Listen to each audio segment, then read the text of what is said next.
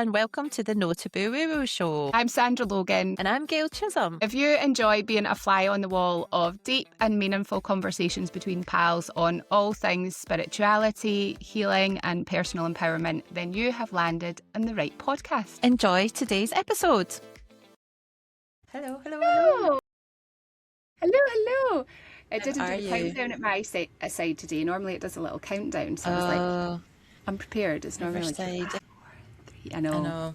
It's a beautiful sunny day here in Kent. It's not too bad here in Lancashire. Could be better. Always could be better, in my view. Yeah, I had to walk along the prom today with Fred and it was glorious. Oh, it was so nice. The water was like glistening with the sun shining on it and it was just so beautiful. Such a lovely morning. It makes such a difference when you live in a van as well, when you wake up and it's warm. You're not like shivering your tits off. That's good. Absolutely. So, yeah. And you've done the card pull today. What deck are you using? I am using, I don't know, it just felt like it was calling to me, the First Aid for Broken Hearts Tarot by cool. Nonara. Yeah. It's quite an unusual deck. 3 cards came out. This is where I'm nowhere near as good as you as thinking on my feet as to what the hell does this actually mean. And I'm like, is this a day where it's going to be pictures on a page? The first card that came out is, so it's funny because I started to do like this way, but I wonder if it's actually more bottom up.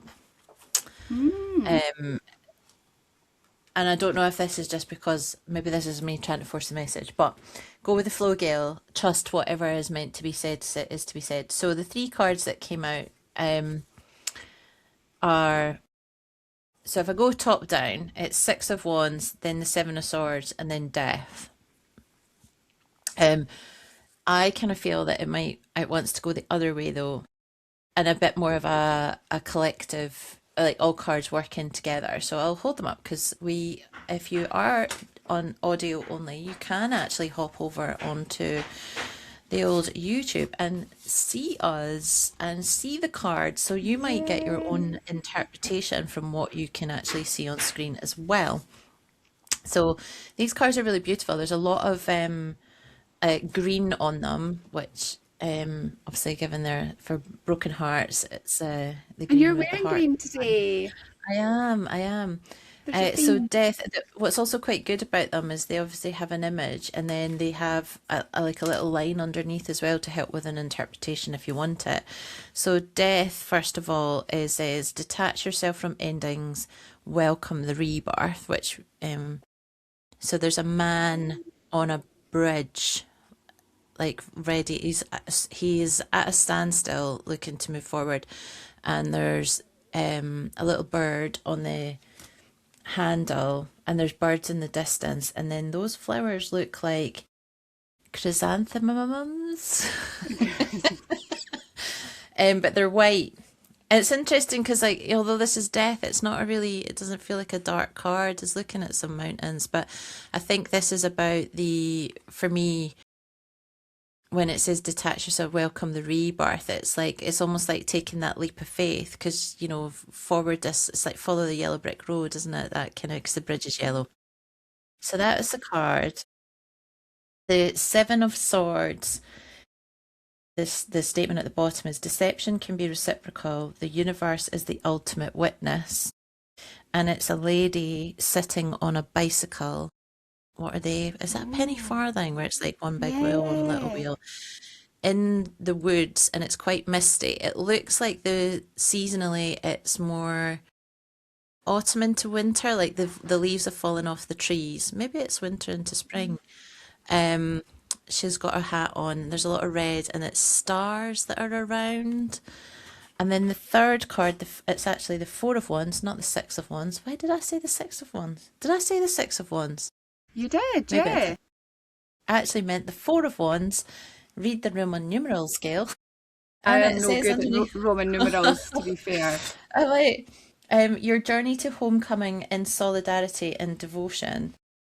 And it's a little girl and I would assume her dad, but it may not be. It's just an older, so it's a young girl and an older man in a yellow boat. The water's quite calm, and there are some butterflies. It looks like she's fishing, actually. It doesn't look like anyone's rowing. And then a big one of those dandelion flowers, which I always see those, what do you call them? Those like they're some, is it time clocks? Little clocks or something we would call them. And you used to get pick them up and you'd blow them and make a wish on them. Yeah. So, what do we make of these for a message today? How I take this is where I'm like, I'll have to edit out the pauses. Because the wheels in my brain were, I'm like, I did actually have, before I described the cards, I had a sort of picture in my head as to what it meant in terms of a message, and now I can't remember it because I was too busy describing the cards. I think ultimately why I wanted to go from the death to the Four of Wands cards rather than the Four of Wands, because that came out on the top and then the swords in the middle and the death was on the bottom, but that was how I'd So turned it's it. Four of Wands, not Four of Swords. It's the Seven of Swords, the Four of Wands. I was just like, I'm like that. Blah, blah, blah. Let's rewind this episode and restart. So the cards for the Voice of Doubt are Death, the Seven of Swords, and the Four of Wands. Okay. Yeah, it's interesting the thing that I've just focused in on when it says Seven of Swords. Deception can be reciprocal. So there's like this sort of like round and round, and like death and rebirth is endings, new beginnings. It's a sort of circular energy. It sort of feels like there's, to me, how I would read this, and Sandra will be able to provide a bit more of a expert lens on this, but like I see this as like something feels like it wants to come to an end or needs to come to an end, and you're sort of standing on this precipice of do I, don't I? And maybe with this Seven of Swords thing is where, that's kind of like, you maybe got a bit of mental turmoil. This whole deception can be reciprocal, but I feel like that's like you're kidding yourself. So it's like in the way I've sort of interpreted this, but it's like maybe you're making excuses as to why not to kind of do end whatever needs to be ended or make the change that needs to be changed. And it's like, are you just deceiving yourself? But this bit, like the universe is the ultimate witness. And then we've got this, it's funny with the Four of Wands because it says here, your journey to homecoming in solidarity and devotion. It's funny because initially I read that as, I was like, why does it say solidarity when there's two people in the boat? What is going on with my brain today? Because I'm sort of like, I took it in like solitude, but not solidarity. And then I just sort of had this thing of like, maybe it's like you're the little girl in the boat and the universe has got your back, is the man in the back. Like, but actually it says solidarity and then obviously and devotion, not solitary. I promise, dear listener, I have not been on the sauce this morning at all. So it's like going back to that kind of overall message in this thing of like, it's like you're standing on this precipice. It feels like you're maybe kidding yourself around something, but the universe, A, can see what's going on, but B, has your back. And it's like, just take that leap and move that forward. And the bit with the big, massive dandelion thing, it's almost like, make your wish, like, because it's like some of the, it's still got all its little, I'm going to say clock hands, like with the dandelion, it's not been blown off yet. So it's like, that's what you would do, is you'd make your wish and you blow it off and trust that it's going to come. What's coming up for you, Sandra? Hopefully something that makes more sense than the wrong card number, misreading solidarity and thinking it says solitude when clearly it doesn't. I'm just so laughing because it's literally Mercury retrograde is starting on the 26th and we're like literally this is the 25th of February that we are filming this, so it's like we are on the brink, so it's like communication, technology, all of these things haywire. It's interesting because that Four of Wands is really giving me Six of Swords vibes, which is like the moving on to calmer waters in traditional tarot, and it's like there's this call for celebration, and like with the homecoming when you were talking about that in the card as a description, it's like that's what the sort of maybe the overarching energy is of this reading, and that's what the call is for, is something that provides a feeling of stability and feeling supported, like not feeling like you're in the boat on your own, like that you've got the universe has got your back, you know, you've got people to support you along the way. You don't need to do it completely on your own. And also it's like, it's interesting even the way that you delivered the message, because that confusion between solidarity and solitary is like, it's almost like that is part of the message. It's like you don't need to do everything on your own. No. And with the Seven of Swords and death being underneath that as well, it's like this is like the underlying energy of like why you're here and why you're on this precipice. There's a massive transformation happening. And like with the Seven of Swords, it's a minor arcana, so that energy can move quite quickly. But I don't know, with death and transformation, I'm really getting that there's like potentially a cycle or a theme that's been reoccurring in your life that, you know, this death and rebirth is inviting you to welcome this transformation. And, you know, whether that is around betrayal of self or betrayal from other people, it could be both. It could be that you've been through, because Seven of Swords is a tricky energy, whether it is something that's going on in your own mental space or it's an energy that you're dealing outside of you, because it can be like things like manipulation and betrayal and deception and lies. And it's like, you know, in the Rider Waite is the lying, cheating, stealing card.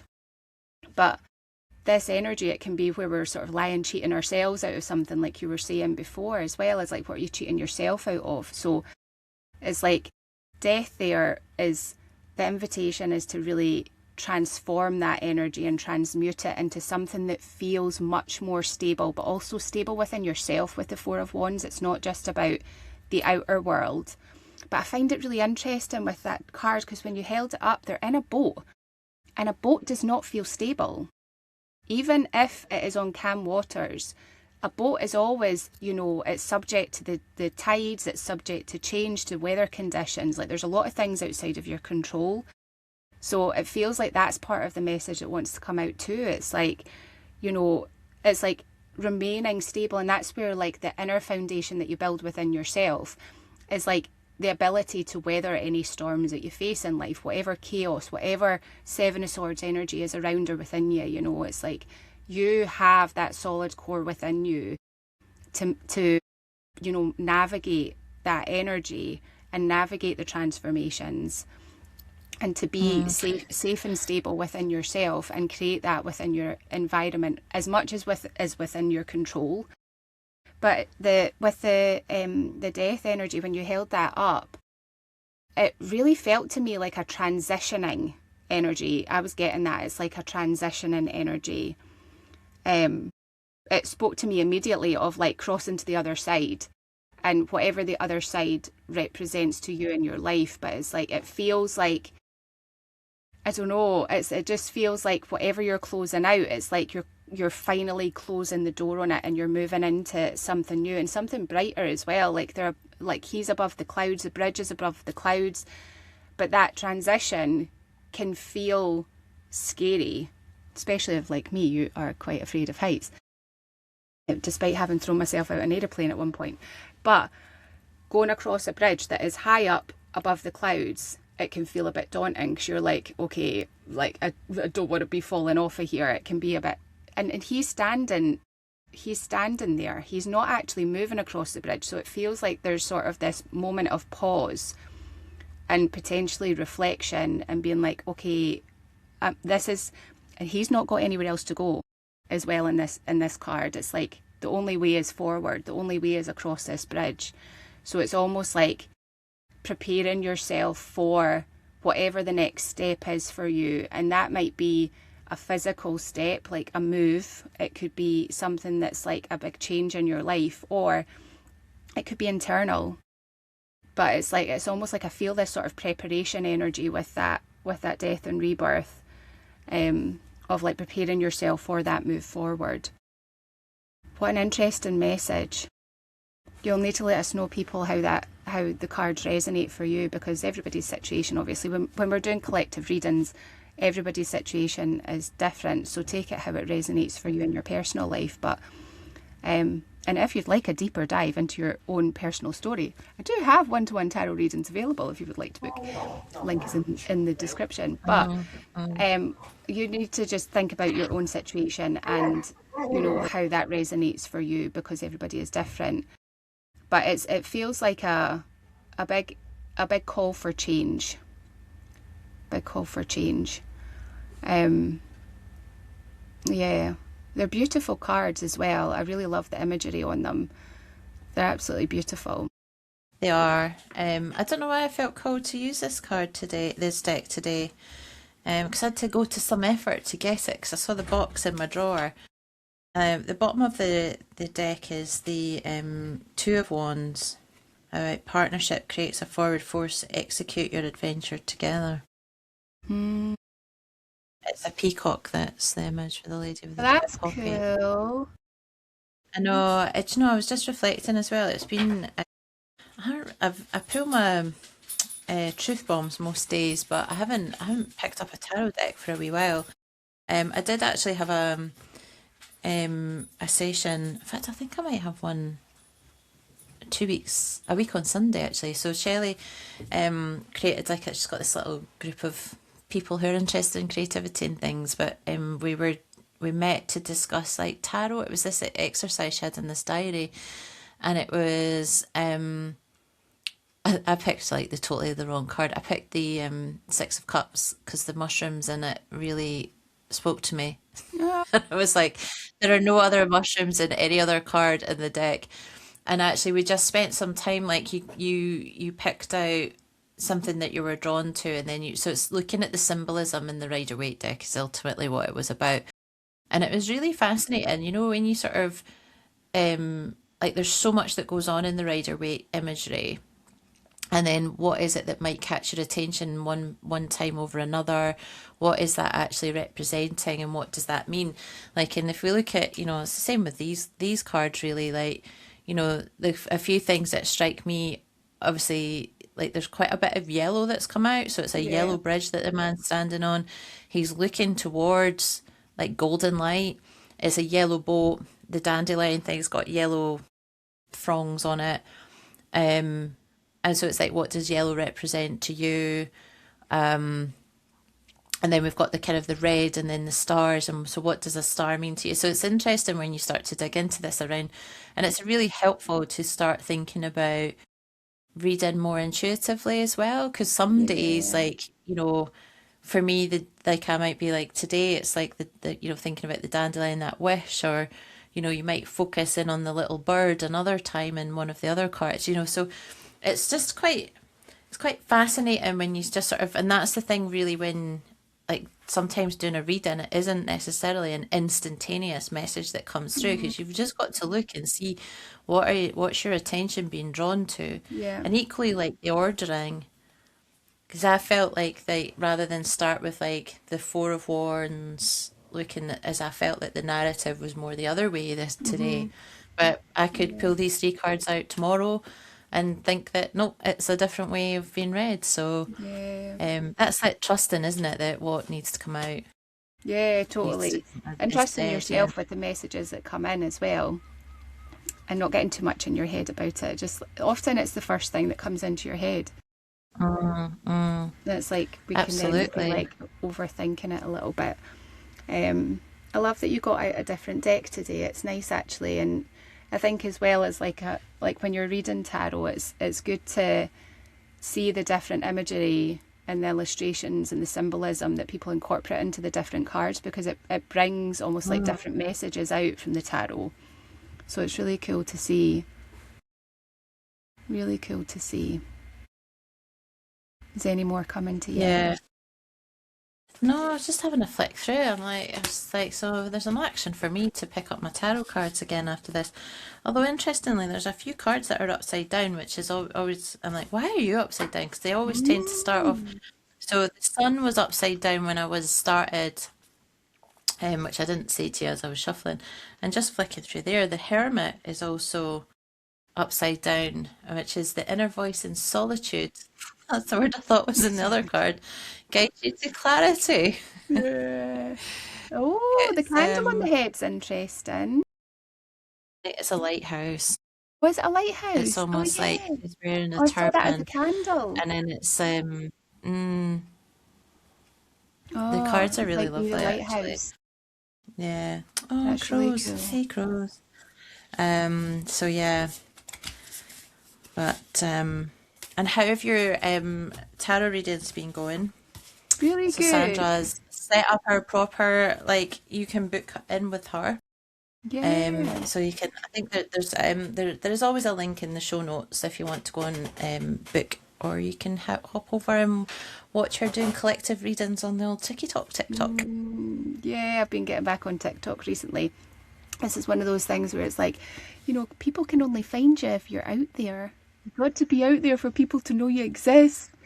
So this was a reminder for There's me so to much get back out practicing what there. we preach, isn't it? Oh, it is. That's the thing, isn't it? It's like being the example of it and being like, oh, listening to your own advice. But the thing is, I mean, I absolutely love reading tarot. It's one of those things that for me, I just lose track of time in, and that's how I know. It's like I can get completely into flow state.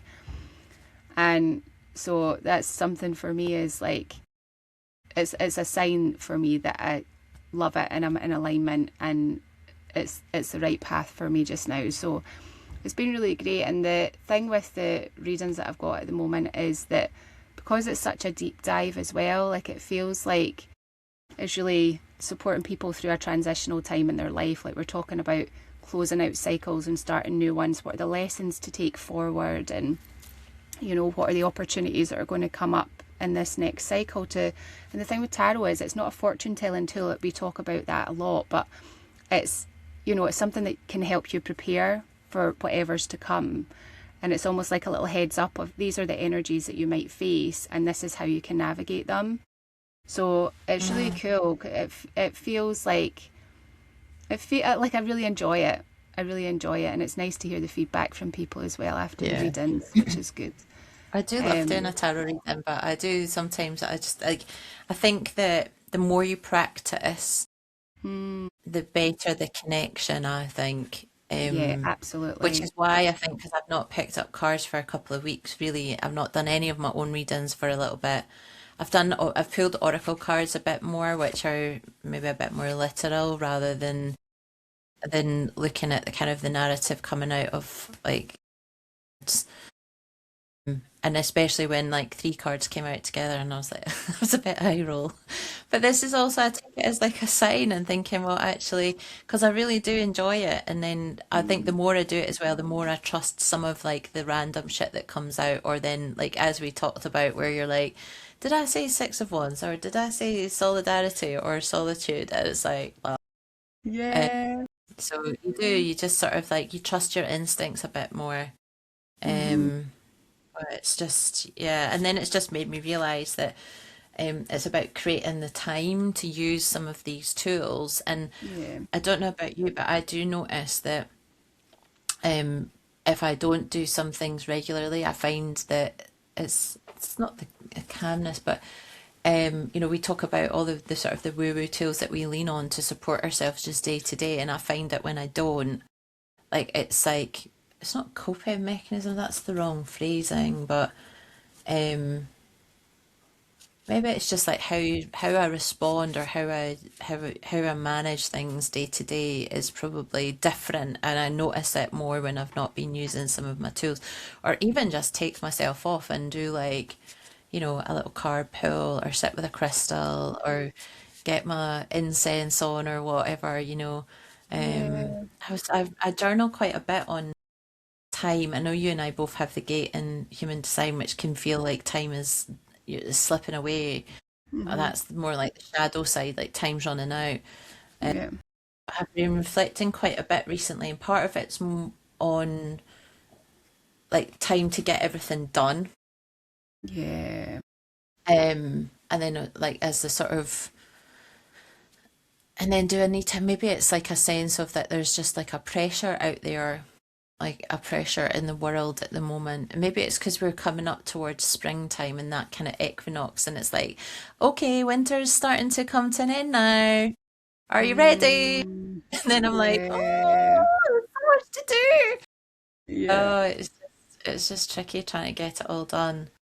And it's a new way of working as well, like when you're working for yourself, and it, because like it's something I've been reflecting on, like also since our previous episodes of this whole working for yourself thing. And like one of the reasons, like I know that you and I both have chosen this path is like because of the freedom it creates in your life to use your time how you would like to use it, and to be more in tune with your energy of like when you're feeling inspired in that burst of energy, you can act on that. You don't need to feel like you are on all the time.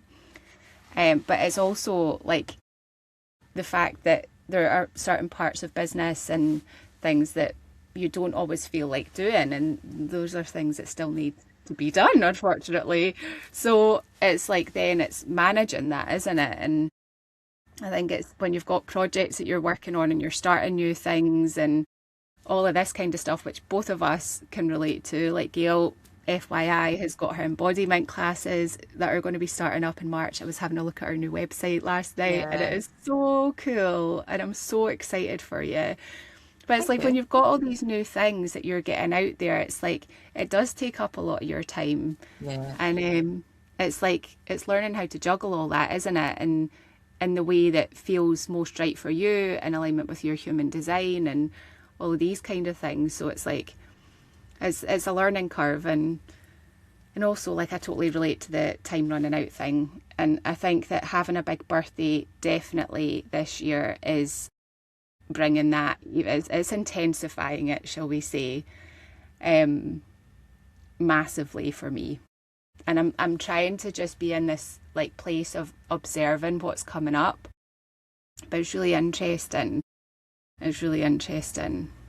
It feels it feels like a lot, and also like that sort of taking a pause to sort of reflect on like what areas of life are not exactly where you would like them to be, how would you like them to look, and trying to remove that pressure that you were talking about. It's like removing that pressure from yourself and just being like trying to look at it from a more like curious standpoint instead of getting emotionally pulled into stories of the past and things like that. It's like looking at things of like, okay, well, how can I take how I'm feeling and set some new intentions or take some different action going forward? Like what is it that I want to create? So it's almost like feeling like 40 feels like a sort of midway point. It's like, it's like a check-in. I see it as a bit of a check-in, but a lot of old shit is coming up, a lot of old Mm. stories, really sort of that death and rebirth energy of like shedding the old. And it's like a lot of it feels like residual. It doesn't even feel like it's, right at the forefront, but it feels like this residual. It's like a sticky energy, and it's like, ugh, I want to wash my Mm. hands of certain things and have this sort of fresh new approach. But yeah, it's like the tick tock, tick tock. It's tough, isn't it? And then I Yeah. think, when you're living life slightly differently to like your peers or like, is that I find sometimes it's the comparisonitis because like that's, where like I've got quite a few people, friends and on like social and things who are turning 50 this year. And like a lot of it's also weirdly like they're turning 50, but their kids are turning like major milestones of like 18 or Yeah. 17, 21, these types of things. And so there's lots of things where people are doing grand things to celebrate. Hmm. I do sort of like sometimes I sit there and think, oh, that like that would have been like my old life. I mean, I suppose when I was 40, I had my shop, but I did have me and Fee had a joint party. We went I'd go on holiday with my ex-husband. It was just to Lanzarote, but it was just a week away. But then if I That's think back to like for interesting. my 30th, I went to like the States or like my honeymoon, like, bigger holidays or I did big more things. Or when I turned 40, I wanted to do like lots of new things or experiences and, and some things cost money. Mm. So, there's a reflection on that. And then, like having a dog brings additional considerations, Yeah.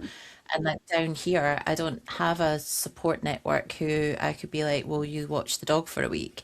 So my parents would come down, but if I asked them. But then I just think, but actually, is that what I want?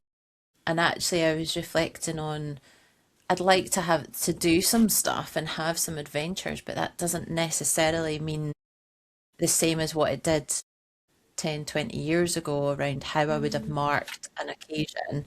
Yeah. But I think the bit that I kind of come back to is the absence of anything in the diary at the moment, apart from going to see the netball finals in the Com Games in August with Kim. Oh, yeah. That'll be much os fun os. But it's just thinking about, yeah, it's maybe more the absence that's bothering me of like having anything in the diary apart from obviously going to the Com Games. Yeah. And I'm not fussed for a party. Because like obviously my geography is different now. You'll probably be the same. Like you know, folk gonna come, you know, like, and it's just so. I think next year my friends and I are going to go on holiday together.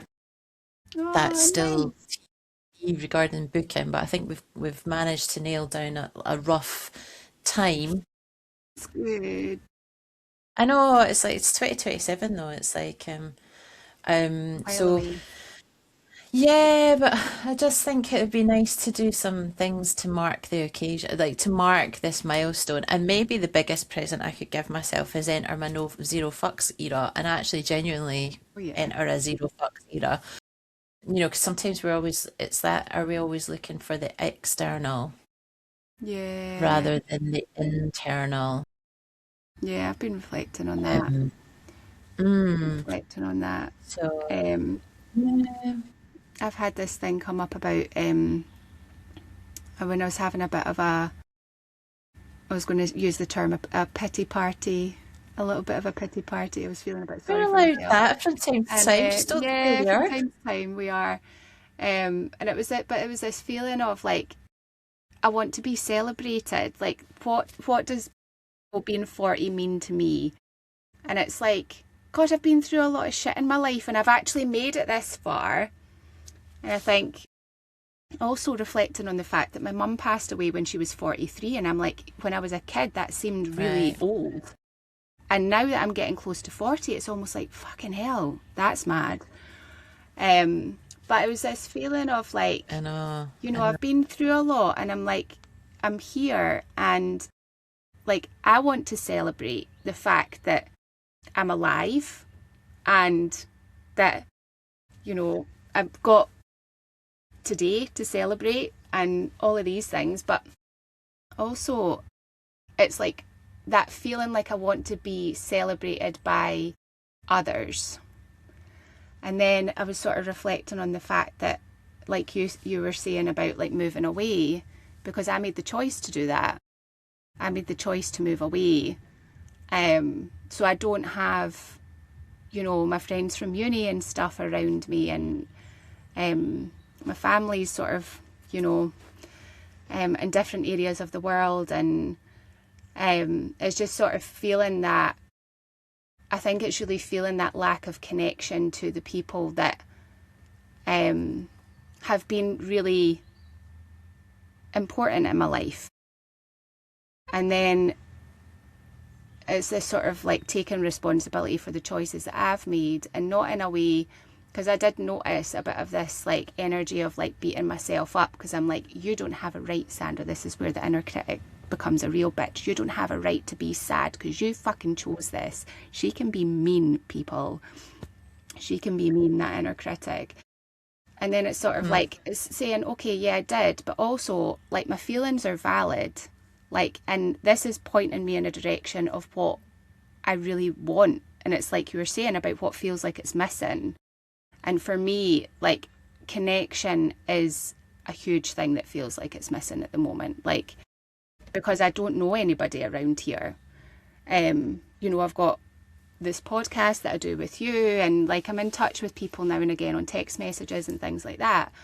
And, you know, I've got a friend down here as well who is my ex, and we're still on a friend basis, which is lovely, and I'm really grateful for that we can still be friends. But it's missing that sort of that sisterhood, that feeling like, you know, you've all got each other's back and you're lifting each other up and supporting each other and celebrating each other. It's this feeling of like knowing that you matter to people. And I think that's something that I don't think, it's something that I've noticed coming up, is like, it's like thinking about how we show others and how others show us what they mean to us. And like for me, like gift giving has never been like a massive thing for me. It's not one of my top love languages. Quality time is my top one. So quality time is my love language, and I fucked off to the other end of the country away from everybody that I know. And I'm like, okay, that's something that I have reflected on. But then also when I was, you know, when I was in Scotland and I was around people, everybody's got their own lives as well. And like a lot of my friends have their own families and stuff, and that is their priority, which is totally understandable. But then being the sort of quote unquote single friend on the outskirts, I sort of felt like nobody's got the time. Nobody's got the time. And that's something that is like, okay, it's sort of accepting that that's where people are in their lives, and I totally respect the choices that people have made. They've got, you know, their own businesses, they've got their own careers and their families and things like that, and like that's fine. But then I was like, I made the choice to live this lifestyle. A big part of that was because I thought, well, may as well just go off and experience life and potentially meet other people and things like that. But the lifestyle did not turn out how I thought it was going to be. And actually, I've ended up spending a lot of time on my own, which has really shown me like how important connection is to me, and being around people that are like-minded souls, where you have like deep, genuine connections with and can spend quality time with. So it's been quite a big life review, I would say. And it's not something that's just been all of a sudden now that I'm turning 40. These have been things that have sort of surfaced over the last couple of years while I've been on the road. But I think it intensifies when you're reaching something that is important to you.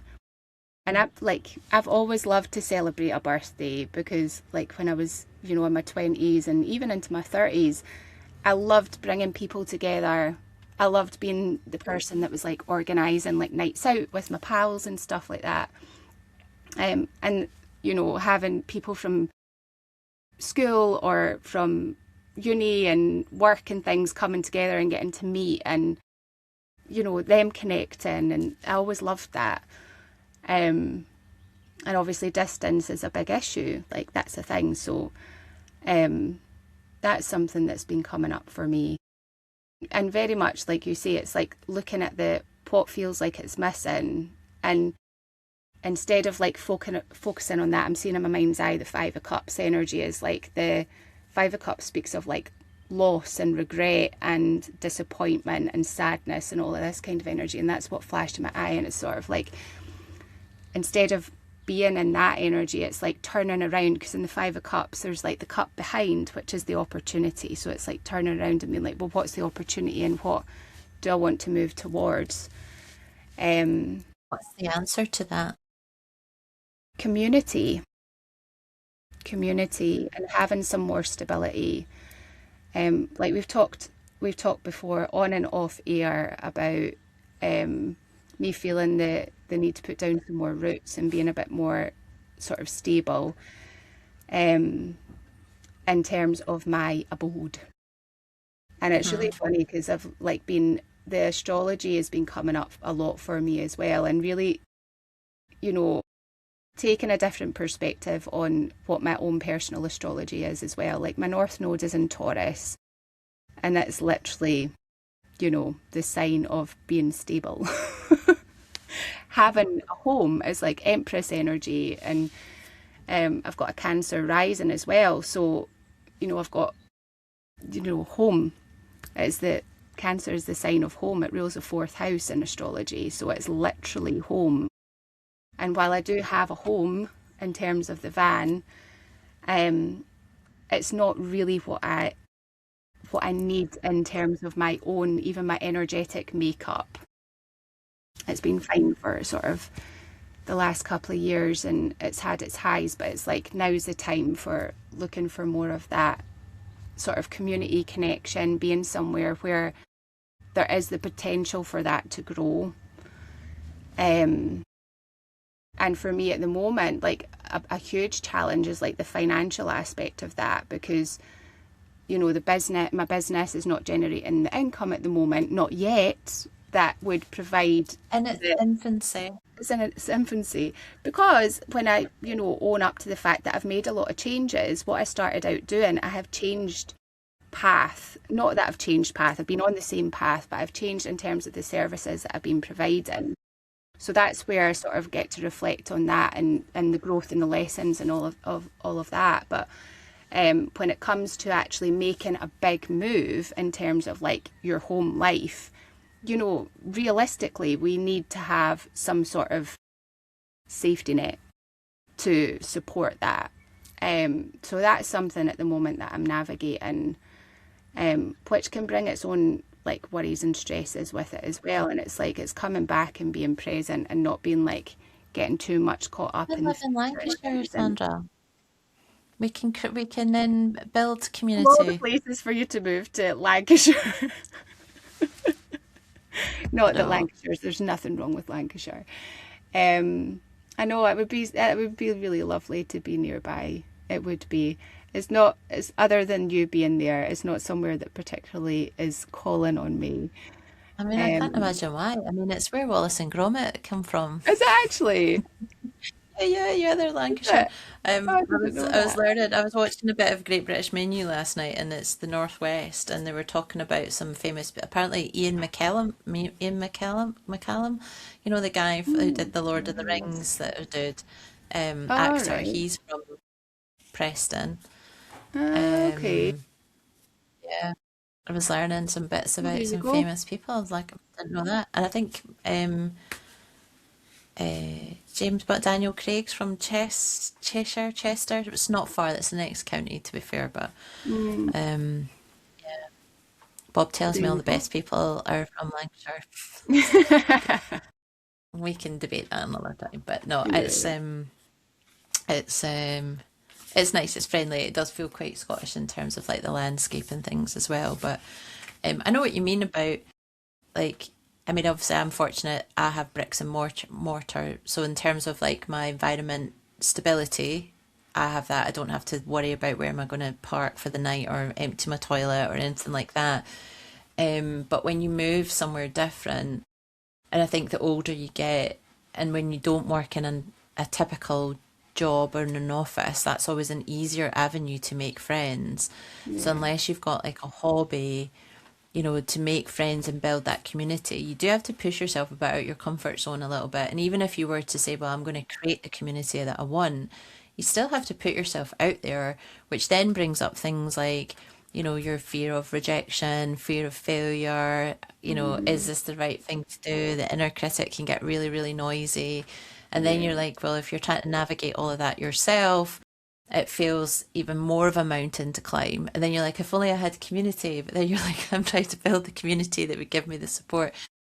And sometimes it's sort of leaning into, like you were saying, they're like, I suppose that your astrology, where you're looking at where do I crave stability, what would be important to me, but also then your astrology or tarot or crystals and things like that are tools where, or human design, maybe the ones that are more around, that are going to give you maps around how you're built or how your energy flows, are going to Mm, show you where, if you can find that or live like that, things in theory would flow a little bit easier, so the yeah. resistance would be less. Yeah. Um, as I noticed that with like my human design, the more I try and live like that, and it's in terms of like rest, and then that's when my little time gate gets really irate at me, because I'm like, how am I supposed to do all this stuff but yet also balance the rest that I really need to be? But then, Yeah. and it's funny, isn't it? The sort of the narratives that go around our head, where we're trying to do this, and then our critic gets a little bit noisy. Um, Mm, so what are you, so like if we were to take that example then of like, you know, looking at your astrology, so you understand what like home and stability, what else would be, so in terms of like community, or like are you thinking about where that might be or what that might look like? Or, you know, and I keep staring at the death card as you were talking about this whole thing, you know, and maybe this is the bit where it says, because it says detach yourself from the endings, welcome the rebirth. So it's like maybe that is about, you don't have to have all the answers, but something needs to change in order for the rebirth to occur. And Yeah. you just don't know where that might go. Yeah. And I think this is the thing, isn't it? It's like looking at what is the action that you can take, and what is it, like, not just leaving everything to the universe and things like that. But I don't have a straight answer for that, because like at the moment, I'll be honest, like I feel like I'm treading treacle energetically. I don't know if anybody else feels like that, but like especially with like the astrology, like Saturn and Neptune being in Pisces and moving into Aries, it's like it's been fucking intense. It's been intense. Loads of shit seems to be going wrong. And it's sort of it's been a lot of just navigating the day to day personally. And so it's like I've not really been feeling in a space to, and it doesn't actually, right, so because you'd said about a leap, right? You talked about like a leap into like a new beginning, but that death card to me speaks of like actually a more gentle transition. And something that I've recognised about my own patterns is that I have had this cycle that's gone on of like completely burning it all down and restarting. I've done that a lot of times in my life, like whether it's been like with jobs or with location, like moving to the other side of the world, moving back, going travelling, getting the van. It's been almost like these extremes of like, you know, changing everything and then feeling this like I'm having to rebuild and restart my life all over again, which has set me back in a lot of ways in terms of like my material stability financially has set me back in ways. And what I've really been recognizing is like, for me, what my nervous system really needs is actually more sort of gentle, steady progress forward, things that allow my nervous system to feel more safe, not completely changing absolutely everything about my life and feeling that pressure of like, I need to sort out everything right now. Like whether it is like, because at the moment it's sort of looking at, okay, how do I go from being in a van to being somewhere that feels that it's got a bit more stability? And I'm open to different things. This is not necessarily me going from here to living in a house. It could be something different. When I envision it, it's a house in Spain, I'll be honest. That's what the vision is. It's got beautiful arched windows. It's got a quiet garden and fruit trees in the garden. This is the dream vision. But it's like going from here to that is a huge leap. And that's then rebuilding my entire life all over again.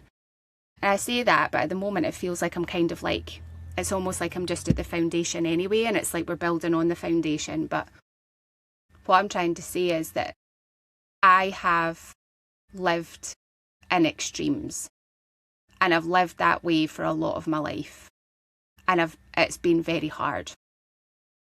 And that makes me want to cry because it's been really challenging. And some of that is because of choices that I've made for myself. Some of it's choices that I made in the moment for other people. But it's sort of reflecting on how have I lived my life and what has sort of like contributed to where I am now, and how do I want to do things differently going forward. And I feel like I don't want to put so much stress on myself, because I've put a lot of stress on myself in the past through restarting over and over and over again. Mm-hmm. And really what I want now, what I want for this next season of my life is to have something that is sustainable, that grows and blossoms and expands in different ways, not necessarily through this like wiping it all off the slate and starting again. And I don't know, because I'll be honest, it's a completely new way to live for me. So I don't even know what that looks like. I was going to say that's probably like for some people listening, that might sort of be like, well, surely that's quite easy to do. But if you are someone who's always been like, I want to say like adrenaline junkie, because like the adrenaline of like massive changes, big swings, taking the big risks, because like for a lot of people that feels like massive to even Yeah. take one big risk jump, and or perception of risk, isn't it? It's all personal. But to do things that are more, I was going to say conventional, in the Mm, sense of like you plant yourself in a place and you grow a community, and that often these things take longer than you perhaps might expect.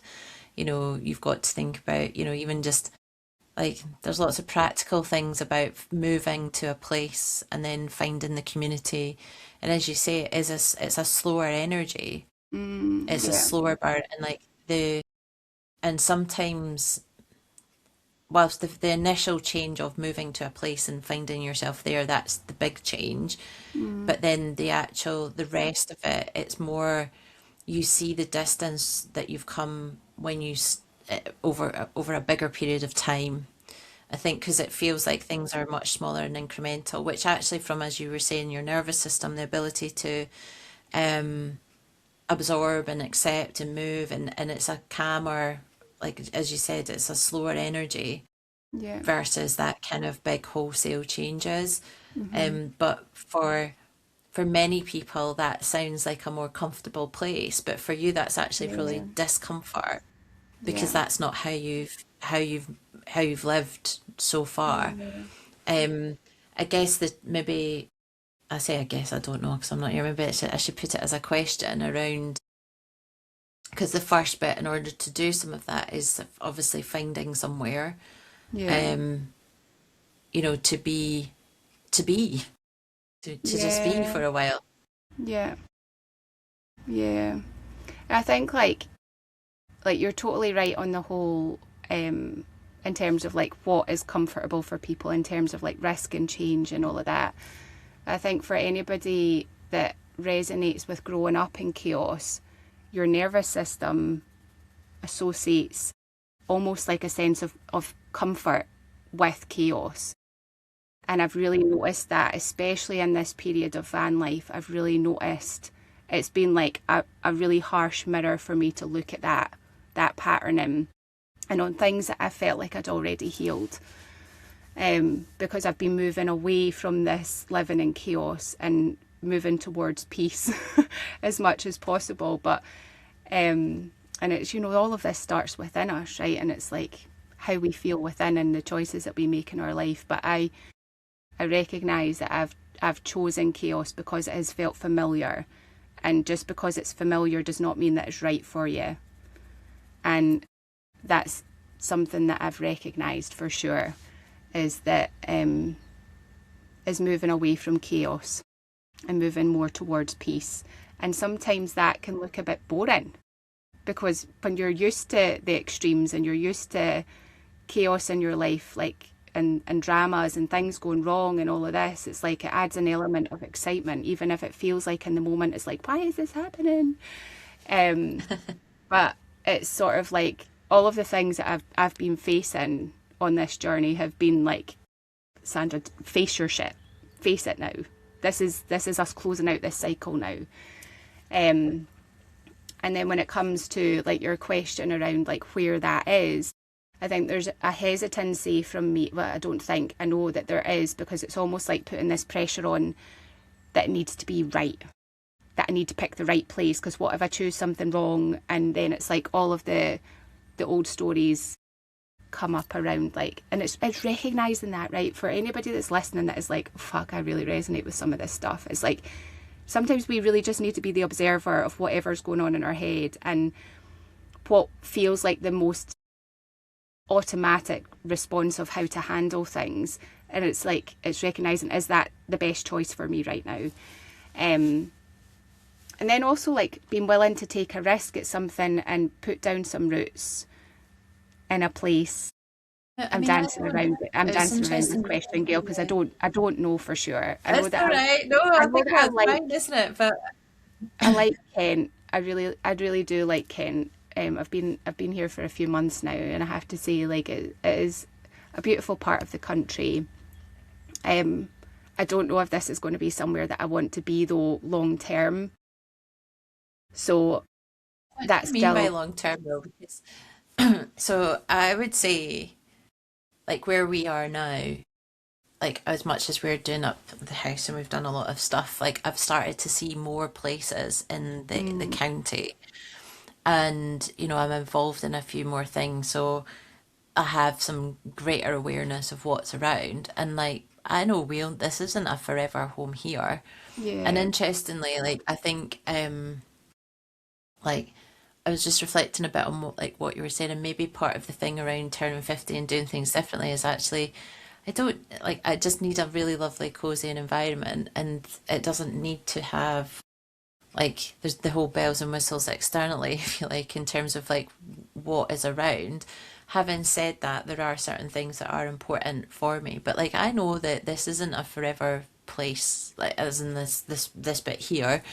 Um, mm, we'll probably be 2, 3 years. Bob's like 5. I'm like 2, 3 years. He's listening.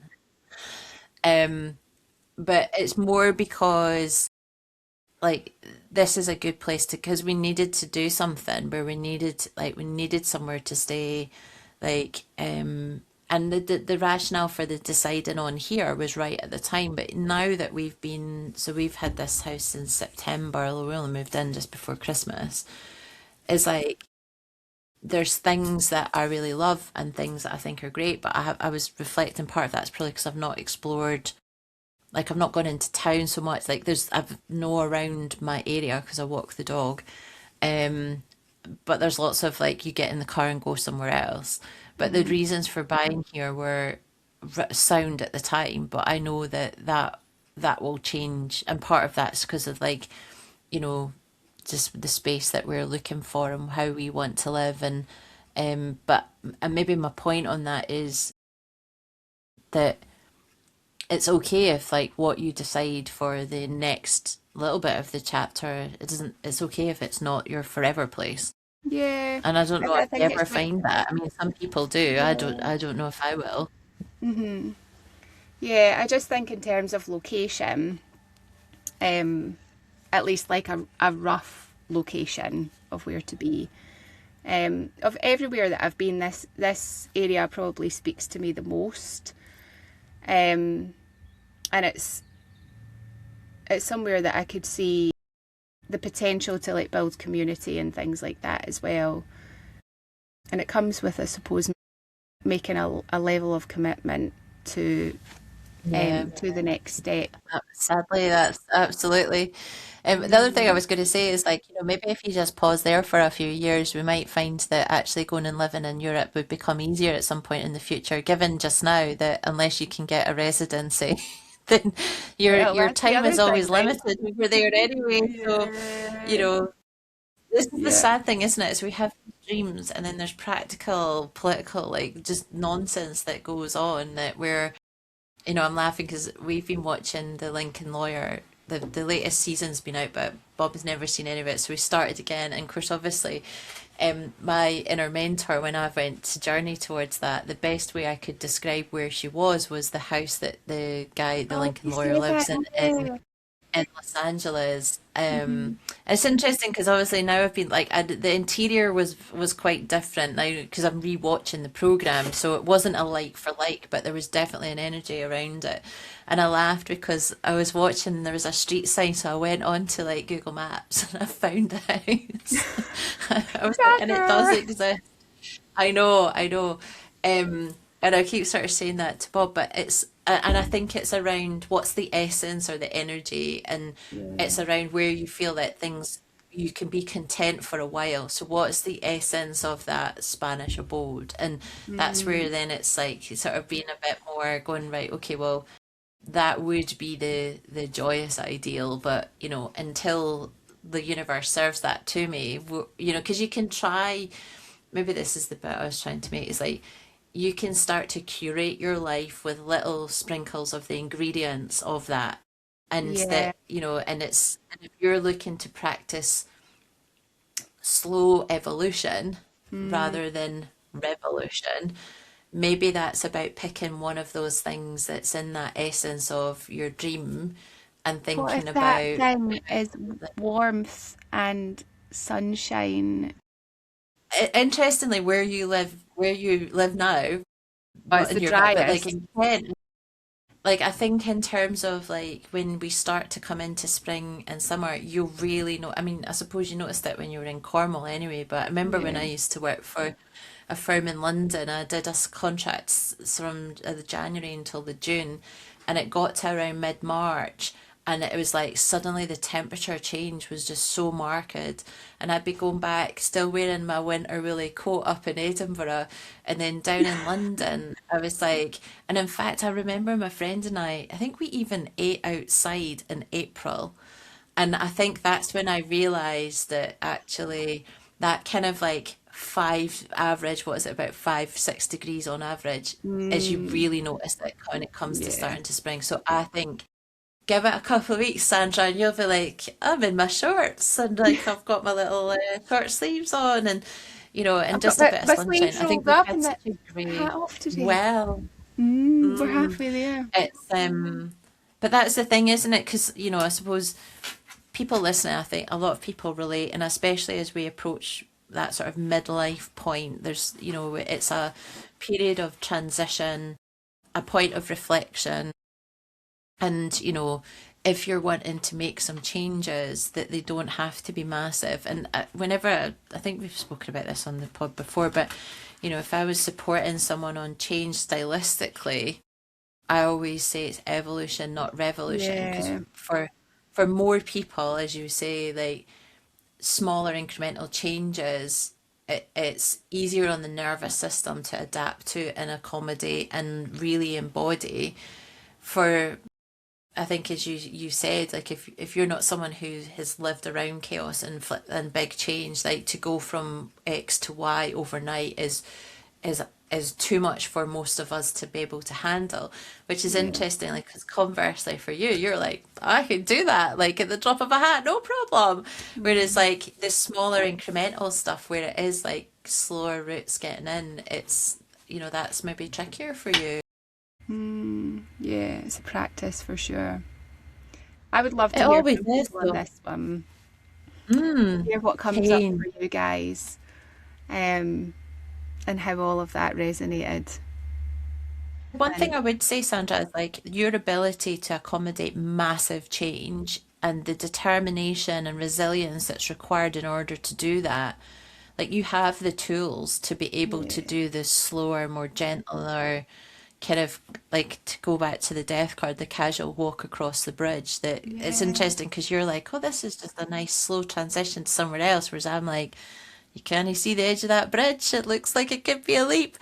And that's the beauty of interpretation, isn't it? yeah, But it's you have the ingredients to just slow down the change, because the yeah. fact that you can do the big stuff, you know, um that's what it's and often that, because that can feel so scary for people that they just don't even do any of it. So Yeah. breaking it down Thank into you. like the small, Yeah, so thank you for the reminder. Thank you for because the it's hard reminder. sometimes, when we there's something that we want. And Mm. Um, although I did want to share just a little bit. I've been journaling every night since the start of the new year, which I'm Oh, really impressed cool. that I've been able to keep a habit. Go on. Some days it's literally one, but I always finish with like some affirmations. And in particular, so I think I said this on the last pod around I love life and life loves me, and also everything is working out for me. And because it's a nice reminder to think, like, at the end of the day, like, what has happened and how has that shown up for me. And and there's another one about I always welcome in joy, happiness, abundance, opportunities, and money flows easily and frequently to me. And I have to, it's interesting because I like, I remind myself around there's small wins that happen in life, where the universe is gifting you something.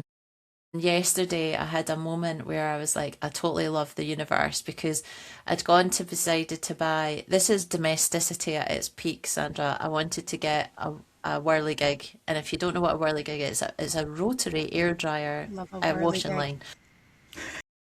I know. I was like, what are you talking about? I was like, a whirligig, whirligig. I was like, we're now getting into the Whirligig. laundry being dried outside era, and I Oh, just it's the it's best. love it. It's freshness is. And so we don't have one Mm. here. So I went to B&Q yesterday to get a whirligig. And I was in the line and like some of them I was like, oh fucking hell, it's like £85 for a fucking washing line. You've got to be joking me. Anyway, I was looking and there was one that was a good midpoint one because I was like, remember, buy cheap, buy cheap, buy twice, right? Because I was like, don't scrimp on this because otherwise it's going to be shit and fall over. And so I there was one that was £60, but they had three there that were like they were down to half price because they looked like the packaging had been opened, right? Mm. And I was like, it looked like it had all the parts in it. I was like, this is a bit strange. So I was like, right. And I did use my human compass to decide whether I should Oh, I get love this. that. And of the three, I picked one. And then so I went to the till, paid for it, got home, and I was like, yeah, I got this. It was £60. I got it for 30, blah, blah, blah. Anyway, because I checked with the lady at the checkout to say, because it didn't say on it, it just said it was down and it didn't say it was damaged, it didn't say something else, it just had other and then a code. And I said to the lady at the checkout, I said, does this have everything in it? Is it marked down because the packaging has been opened? Like maybe somebody had returned it, right? Hmm. And she's like, yeah, just keep your receipt. And she looked at it. She didn't really know the answers, if I'm being perfectly honest. She says, well, just keep your receipt. So we got home, opened it up, missing two pieces. One was the spit pipe to go in the ground, which was neither near nor there because I had something else we could have used.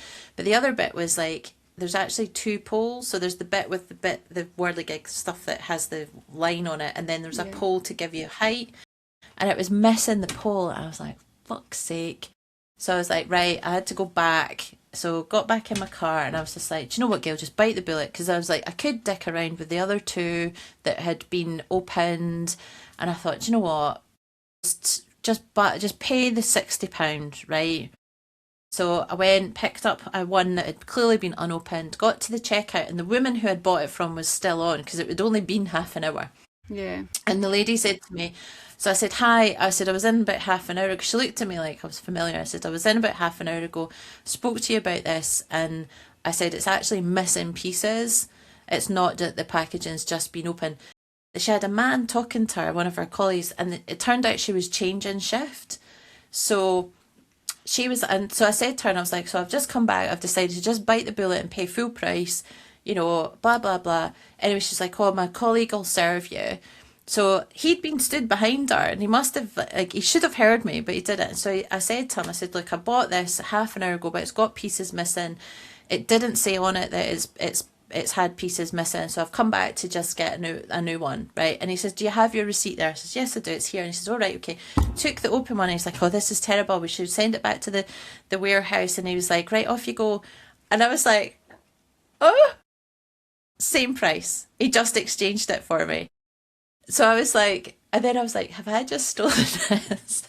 And I thought, no, because I was like, and I journaled on this last night because I was a bit like, I went out to the car park and I was like, I love the universe. I was like, properly done like me a solid here.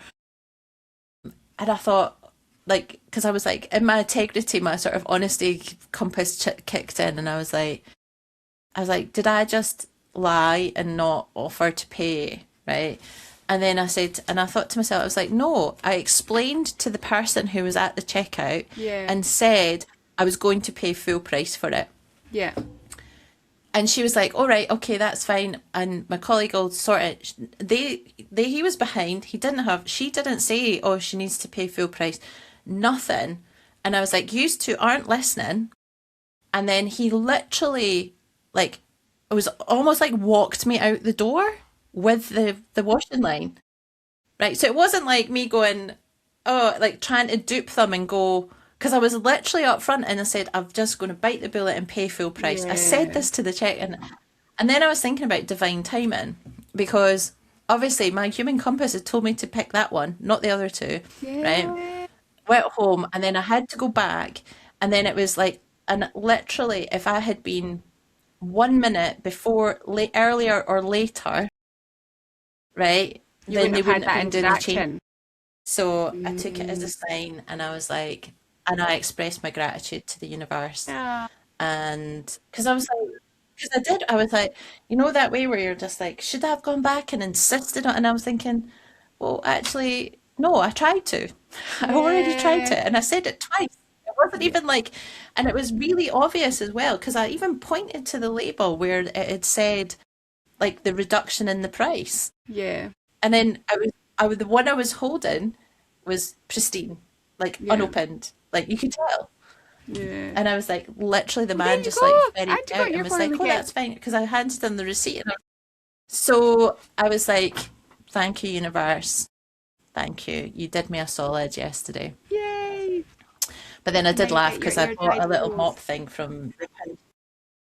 Well, yes, domestic bliss, but it does make a difference. And it's a bit windy, so I'm hoping I've got bed linen out today. This is a joyous set little interlude in our podcast, but Oh actually it was no. about the universe having us back, having my No. back, and but it's just funny because I do reflect on it's the incremental small wins on these things, to go back to your point on change. And actually, when we stop and observe, like, because I've been doing this in every night, I mean, you don't have to write it down, but when you stop and observe and you think, actually, where have I lucked out here? Where have Mm-hmm. things actually done me a solid? Or like last week when we had our pod and I talked on there around funerals and worry, and literally after the pod, Sandra and I were just having a bit of a follow-up chat and my phone rang, and it was a funeral director offering me my first service down in this area. Yay. And those are the bits where you're like, actually, the universe, sometimes it's like, it was funny because that the Seven of Swords was the universe is the ultimate witness, and it's like things sometimes get Mm. sprinkled along, and like, are you welcoming in opportunities? Are you, you know, literally taking this gift where the perfect timing of like the checkout assistants and like ferrying you off out, and you sort of think about, well, why did I make that particular choice, or why am I here? It's the sliding doors moments, isn't it? It's those sorts of little bits of divine timing. Um, and so you do just sort of like, the journaling has really helped me see the little things, because I have literally given myself to the end of, well, I suppose either the end of 20, it'll probably be the end of the 26, 27 financial year, just because that's a nice, easy tie-in, to really get all of my kind of bits of income flowing from my business flowing. But as we've talked about, these things often, like, they take time. And Yeah. that's where sometimes you're like, time is a ticking. And then we put this pressure on ourselves, because sometimes we think it, for some lucky few, it's instantaneous. But for a lot of us, it's not. And you've got to keep going, the resilience required. And so the more I think you can take a step back and start to look at, in your day, what's worked out for you, shift your Yeah. mindset on that. And it's not easy. I'm not sitting here going, I mean, there's days where I'm like, what am I doing? Like I talked last week, and I'm like, this is great. And then I've got my embodiment thing, and then you're like, this is me taking a leap, because the minute I put that out there, I've got to market it. And then I'm thinking, what if nobody books into the class? And I'm like, but these are the moments where it's like you push to keep going. Yeah. It's Yeah. hard though. And you keep showing up, and you keep having faith, and you keep trusting, and you I keep know. on keeping on, even though that not voice is niggling at the background. And it's hard, and that's maybe I think what I love about our podcast here is actually we do talk about these things about, you know, being vulnerable, but actually how some of our tools, or our like faith in like lowercase letters around, and reframing things or looking through different lens, these are the things that help keep us going. Because Yeah. it would be easy to just sack it and go and get a job. Yeah. Um, Yeah. And Indeed. then yesterday, I had a really great occurrence. Actually, I appeared as a guest on another podcast. Oh, was that yesterday? How did it go? Yeah, I'll tell you a bit more about it next week, actually, because it Ah, would be good to get Anna to come on and chat to us on. So I was on about something. It was more. She's a fellow celebrant, and it was talking about death, dying, and funerals, which we all know I love a bit of chat about that. But she is multidimensional, like we are, and interested in lots of different other things. So I think she might be a good guest to get on here that would and be cool. talk Yeah. about some woo-woo stuff. Um, but yeah, have you got anything, maybe before we finish up, that is on the woo-woo scale coming up, or anything for the next sort of few days that you're thinking about? Keeping my head above water. I joke, but also, yeah. Um, like I say, Mercury retrograde. Just now, this is like an energy and a time of like, it's like pause, reflect, review, check out what is not going well, where some tweaks need to be made. It's like a reevaluation time. And also, it's a time where like some shit might not go to plan. And so it's like navigating that. So for me, it's like, yeah, a time to get sort of clearer on where I'm going to head. Freddie's kicking off. It's I know Hamish came in earlier. It's like one of those days today where there's just like stuff going on, stuff going on. I think anybody who has a dog will understand interruptions. Yes, especially when you're in a small space and he is going off. He's obviously it's like an Alsatian in a Cavapoo's body. Oh, he's back up on the seat now. He is determined. He's like, I am the guard dog. So yeah, there we go. Mercury retrograde, interruptions, things not going to plan. So yeah, interesting. You were talking about journaling though, because I have not been journaling recently. I've been much more into. I've been doing more creative stuff. And drawing and painting. I've actually got into mandalas. We can talk about that in the next pod as well. Yeah, it's just been really cool. Because what I was finding with my journaling, it's always been a tool that I really love, but I did find that I was sort of like circling around a lot of stuff.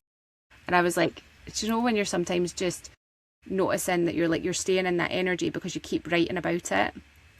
I was like, let's try something different for a wee change. So I did. And that's what's great about having a toolkit, right? Is that then you can pull upon different tools and you can try something different and you can chop and change. And it's definitely something I'll come back to. But for now, it's like it's been nice to do some creative stuff and take a bit of a different approach. It's been really nice. Yeah, Um, I've enjoyed doing the painting and stuff like as an expression. yeah. It's and it's funny because like I really witness my inner critic as soon as I pick up some stuff. Same. Oh, what an But it's so arsehole. good though, because it's like it's a real um it's like actually a really it's quite a quick way to see the things that you're talking that you goes on in your head, but actually to like silence them or just to push through Mm, anyway. yeah. Maybe more so than some of like the journaling, isn't it? Yeah. Yeah.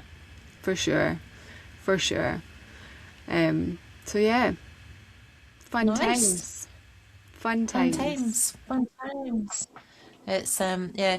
The the thing that's just maybe to finish on, just coming back to that Four of Wands, and because it's interesting the language that's on there and just what you've been talking about, and it says your journey to homecoming in Mm, solidarity and devotion, and I just keep thinking like, because homecoming, what does that mean? Maybe this is a big question to end on, and we can hit it as a cliffhanger. it's a Like, Kanye what does song, isn't it? homecoming? Homecoming. Yeah, is it? I think it's I a might have to Kanye check song or that. something. Homecoming. I'm sure it's called Homecoming. Yeah, because it's like, what does homecoming mean for you? Like, and for me, That would be a good journaling question. yeah. Mm, And what does then when it says homecoming mean to you? solidarity and devotion, like who or what would that be in? And I think it's a trust, isn't it? But I Mm, think until you can sort of figure out what is homecoming, and that could be physical realm, emotional, spiritual, mental realm. Like, Yeah. where is home? Yeah. Yeah. Just one of the Just a small question to leave you with.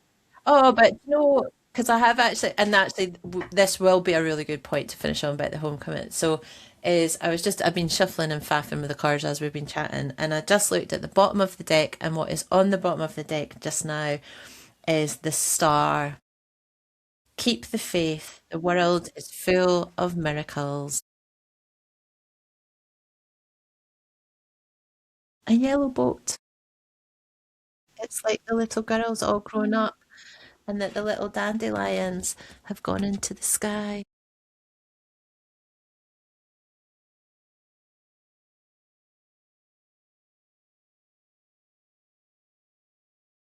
Keep the faith. That's made me feel lovely.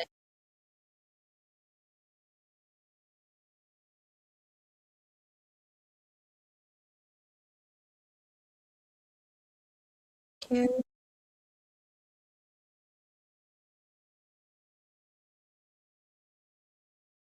But that's the joy of this. And please drop us a comment, drop us a message if there's anything that has come up for you.